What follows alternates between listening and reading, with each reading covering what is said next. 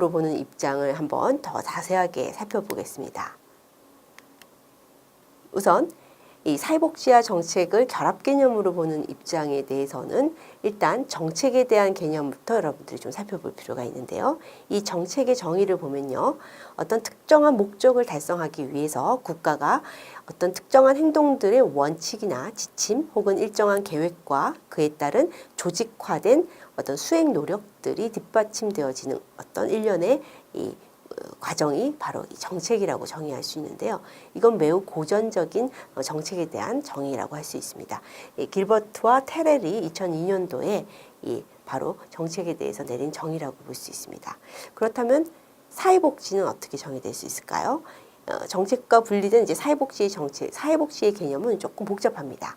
정책은 조금 더 심플하다면 사회복지는 학자마다 이것도 역시 좀 다양한 정의를 하고 있는데요. 우선 이 로엔버그의 정의를 보면요. 74년도에 인간의 정서적, 지적, 또 신체적, 사회적 기능을 향상시키고 유지하는 것을 1차적인 임무로 하는 그런 사회제도를 사회복지다라고 얘기하고 있습니다. 그 이후에 한 10년 정도 시간이 지나서 벨이라는 사회복지 정책학자는 이것을 좀 더 구체적으로 정의를 하게 됩니다.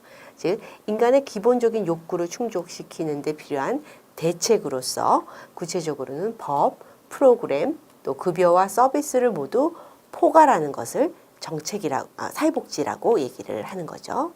이 로엔버그보다는 훨씬 더 세부적인, 좀 로엔버그가 추상적인 측면에서 정의를 했다면 벨은 매우 구체적인 이런 대책, 대안들이 법이나 프로그램이나 급여 체계나 이런 서비스 내용으로 이루어진다는 것을 또 제시함으로써 보다 구체적인 어떤 사회복지에 대한 정의를 하고 있는 걸 알 수 있습니다.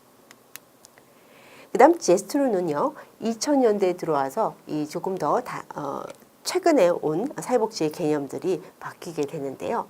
사회복지를 제스트로는 개인, 집단, 가족, 조직, 공동체의 복지를 개선하기 위해서 사회 문제를 예방 완화시키며 또 해결하는 데 기여하는 일련의 사회제도를 사회복지라고 한다라고 얘기하고 있습니다. 또 버플과 레인스헌그에 의하면 2002년도에 이 시장 외부의 경제적 이전 기능을 수행하는 인간의 기본적 욕구를 충족시키는 사회급여와 이 서비스를 바로 사회복지라고 한다. 확실히 이 시간이 조금 더 최근의 개념으로 사회복지에 대한 정의가 들어올수록 어떤 좀 더 구체적인 측면들에 대한 개념들이 강화되고 있는 것을 살펴볼 수 있겠습니다. 또 마지막으로 이 길버트와 테렐은 친척이나 종교, 직장, 시장, 상호 부조조직, 공동체죠.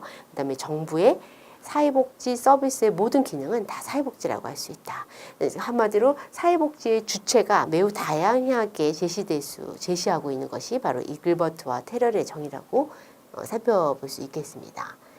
이와 같이 조금 공통적인 어떤 내용도 담고 있고 사회복지에 대해서 조금 차이를 가지고 있는 그런 정의도 있는데요.